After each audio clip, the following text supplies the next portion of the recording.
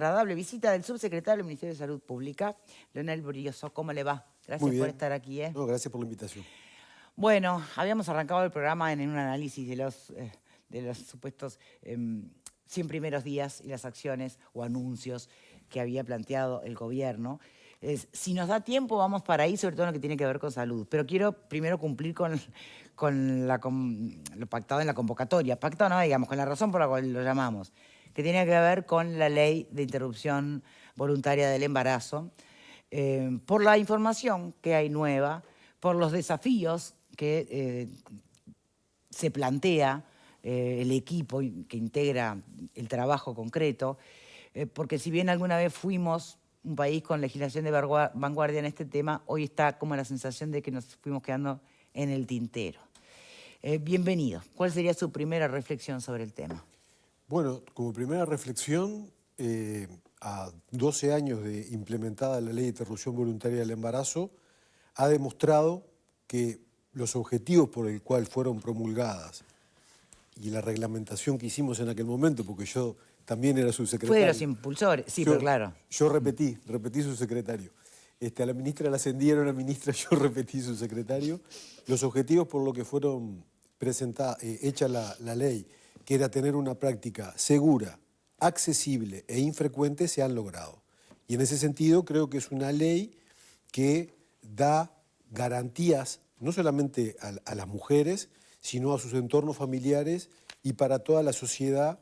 Hoy es difícil transmitirle a un joven, a mí me pasa con mis estudiantes en el hospital, lo que era esta situación hace 20 o 30 años, cuando si una mujer consultaba porque no quería seguir un embarazo, no se le podía decir nada y iba a hacerlo en la clandestinidad, y la muerte por los abortos en condiciones de riesgo, como se llamaban, era la principal causa de muerte materna en el Uruguay.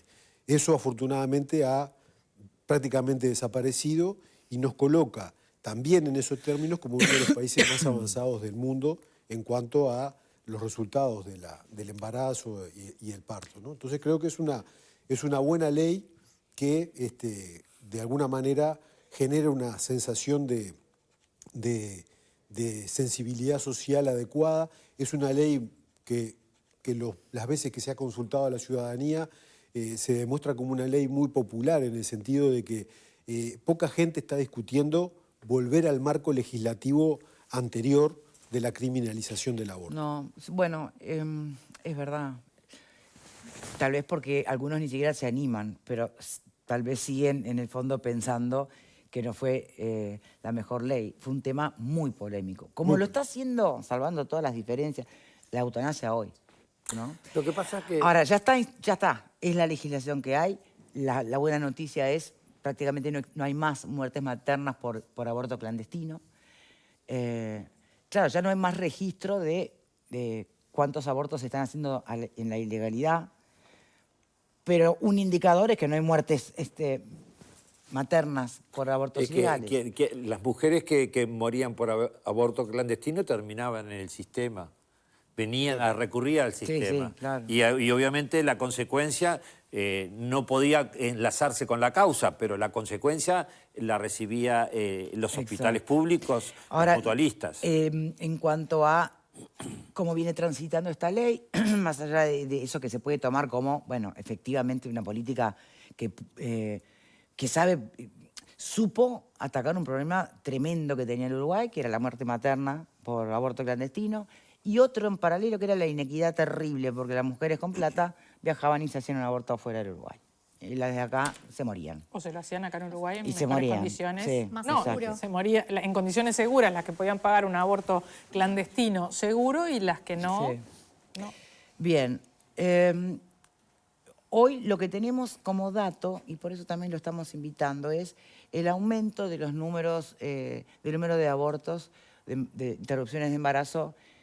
Eso es, comparativamente con otros países, es lo normal. Bueno, hay que preocuparse, porque la palabra infrecuente, que es uno de los... venía acompañando la ley, la normativa, ¿no? Sí, sí. Con la esperanza de que no hubiese un aluvión de abortos. Sí, claramente. ¿sigue siendo infrecuente o este aumento puede hacer pensar otra cosa? No, sigue siendo muy infrecuente la práctica del aborto en el Uruguay. Estamos en los países con la menor tasa del mundo con respecto a la interrupción voluntaria del embarazo. Se mide eso en número de abortos cada 1000 mujeres entre 15 y 44 años.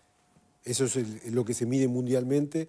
Andamos en 12,5 abortos cada 1000 mujeres entre 15 y 44 años y estamos en el promedio de los países de Europa Occidental, que la mayoría de ellos han despenalizado el aborto hace 50 años.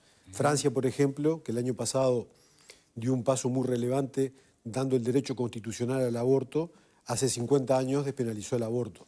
O sea que creo que la ley claramente entró a la sensibilidad de nuestra población. Nosotros, de alguna manera, por nuestra práctica profesional, sabíamos claramente que no iba a haber ninguna aluvión de abortos de nada, porque conocemos bien, hace 35 años que somos ginecólogos, conocemos bien cuál es la sensibilidad de nuestras mujeres con respecto a este tema, pero había ese miedo o esa cuestión que evidentemente no se corroboró.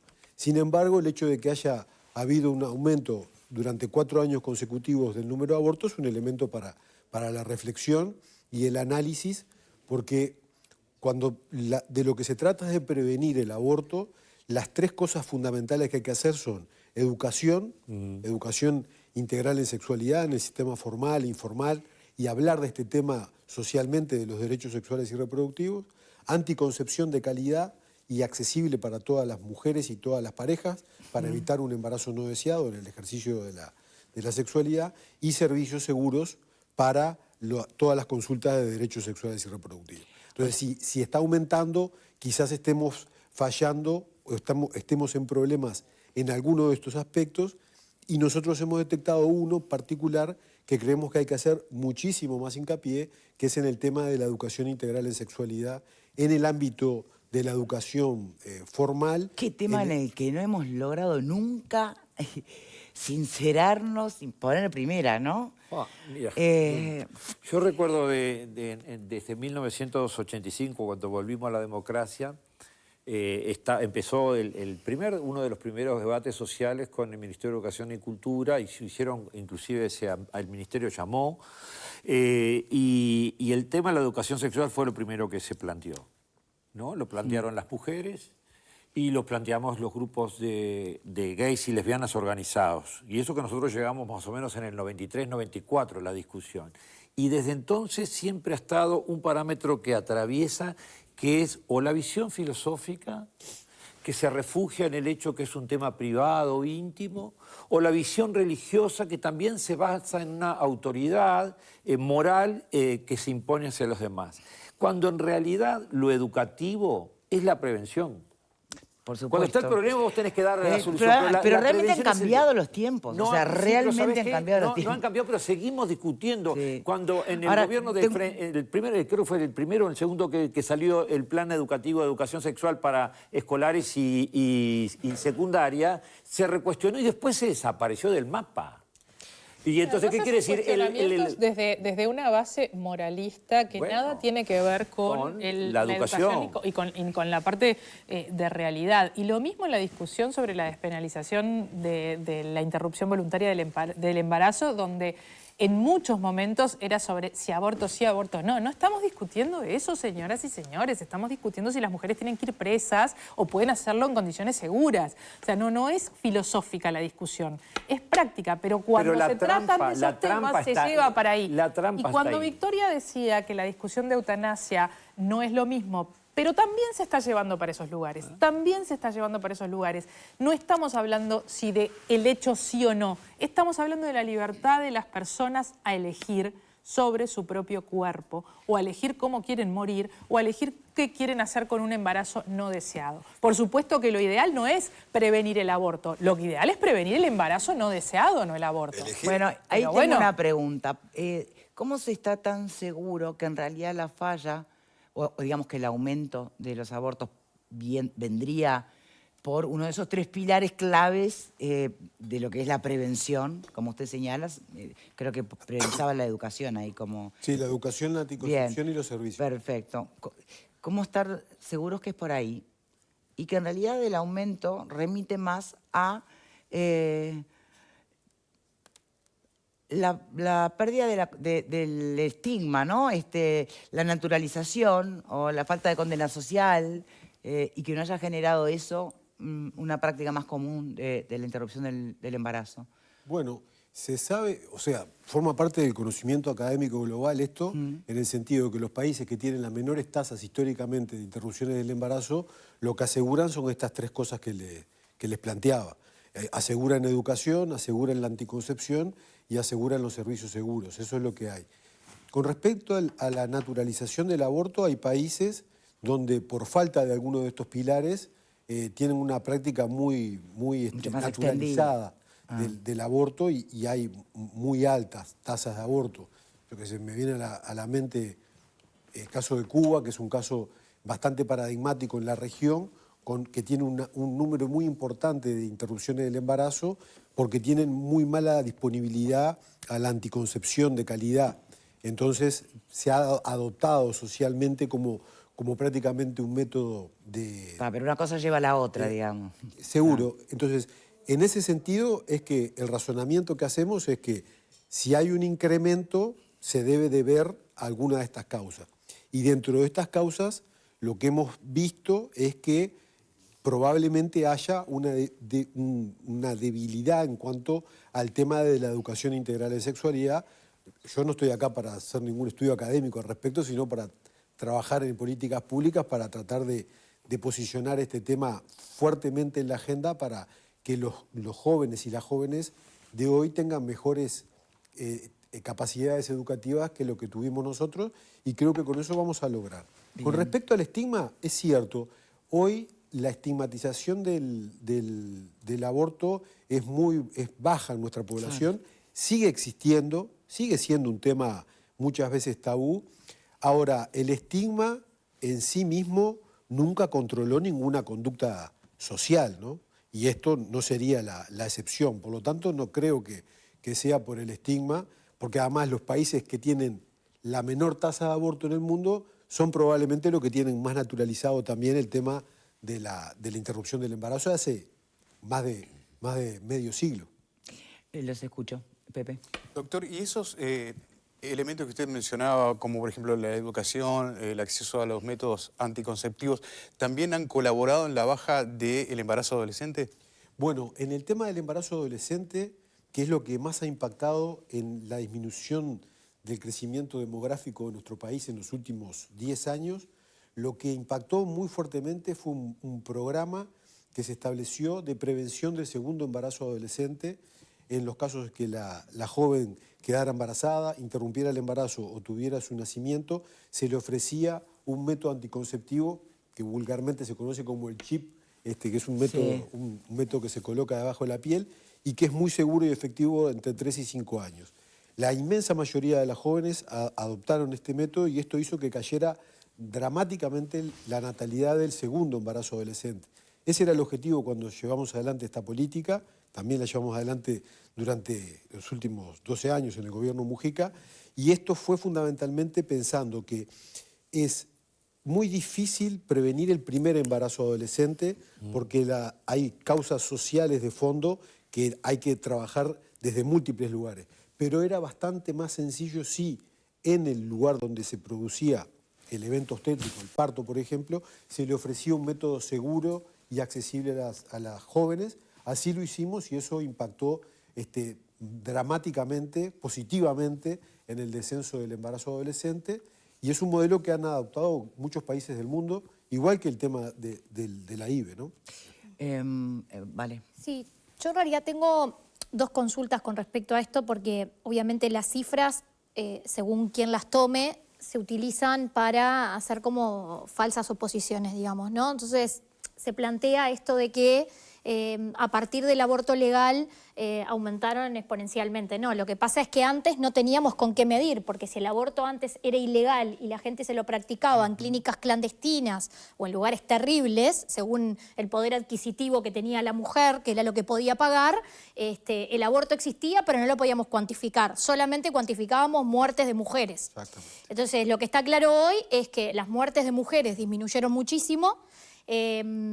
Y hoy algo que está arriba de la mesa es esto de abortos versus natalidad. ¿no? Que creo que también quienes están en contra del aborto han planteado como que la responsabilidad de la baja natalidad es porque hoy el aborto es legal y seguro, ¿no? Yo no lo comparto para nada, pero me interesaría saber su opinión con respecto a esto y también en lo que tiene que ver con lo que se ha puesto arriba de la mesa de aumentar la cantidad de semanas para que el aborto pueda ser Llegar a la legal con semana 14, digamos. mayor cantidad de semanas de embarazo. Sí. Con respecto al tema demográfico, comparto plenamente lo que dice y lo hablábamos recién. El impacto en la disminución demográfica ya venía de hace mucho tiempo porque los uruguayos decidimos ser pocos hace muchísimo tiempo. Se intensificó esto con la prevención del embarazo adolescente, fue una política deliberada, buscábamos eso y se logró y creo que es un buen objetivo. Y acá estamos hablando de una política que no fue de un gobierno, sino una política de Estado. Eso es lo otro que me parecía importante hacer mención, porque es una política que se mantuvo más allá de quien estuviera gobernando. Con respecto al IVE, lo que ocurrió fue, aumentó el primer año, el registro pasó de 2013, 8.000 y pico creo, a 9.000, 10.000, se mantuvo, comenzó a bajar en el 2019 y en el 2020 es que tuvo este incremento y ahora andamos en 11.000. No impacta en la natalidad eso, hay estudios además publicados de que esto no ha impactado en la disminución de la natalidad y como contracara de todo esto es que en un polo está la ley de IVE y en el otro polo de las resoluciones de las mujeres está la ley de fertilización asistida. La semana pasada estuvimos festejando la semana de la fertilización asistida y fue una ley que también se mostró muy eficiente de alguna manera porque le dimos el derecho a las mujeres a que si tenían dificultades para quedar embarazadas tuvieran por lo menos el derecho a intentarlo. Y de esas mujeres que han recurrido a los servicios en estos 10 años, más de 10.000 lograron embarazos. O sea que también es una noticia que hay que verla globalmente. La natalidad es un problema global. En el mundo entero, sí, obvio. Es un problema global, ¿verdad? Creo que hoy por hoy hasta los países africanos de África subsahariana están nivelando la tasa de reemplazo y lo que tenemos que hacer es tener soluciones para nuestra especie en un contexto diferente donde los derechos se realicen de otra manera, en fin. Con respecto a la edad gestacional, hay algunos temas que creemos que hay que revisar 12 años después de implementada la ley. ¿Puede tirar los titulares? Hacemos la pausa y a la vuelta los profundiza. Bueno, perfecto. Una es, obviamente, de 12 a 14 semanas, que después vamos a ver por qué. Las migrantes, que hoy no tienen derecho Lograr a que las acceder mujeres migrantes puedan Sí. acceder al aborto. El tiempo de reflexión de los 5 días. Hoy, Con todo el equipo interdisciplinario. sí, el equipo interdisciplinario no es una... Son 4 personas en realidad, No es ¿no? un Claro. juzgado ni nada por el estilo, no. Son 3 profesionales que están para dar una mano. Pero los 5 días, sobre todo, es un tema que la inmensa mayoría, el 96% de las mujeres no requieren de esos 5 días. Pues ya que tomaron la muchas veces decisión son antes. 5 días de angustia, ¿no? Porque ya resolvió interrumpir el embarazo. Y después Pero a alguno le dirá sí, pero para muchas que llegaron con la intención de interrumpir el embarazo, tras esos 5 días, optaron por tenerlo. Sí, el 5% está estudiado y se mantiene y está bárbaro. Y nosotros siempre tenemos los mecanismos por parte del equipo para poder, si hay un cambio de opinión, plantear la información sobre la adopción, sobre seguir el embarazo, sobre las ayudas sociales, sobre todo. Pero en realidad si ya la resolución está tomada, meterse en la resolución de la persona para cambiársela no está dentro del espíritu de lo que tiene que hacer un médico. Sobre estos asuntos hablamos a la vuelta de la pausa y también quedó pendiente las objeciones de conciencia. Si hoy está garantizado el derecho a poder interrumpir el embarazo en todos los rincones del país o si todavía no. Ya venimos.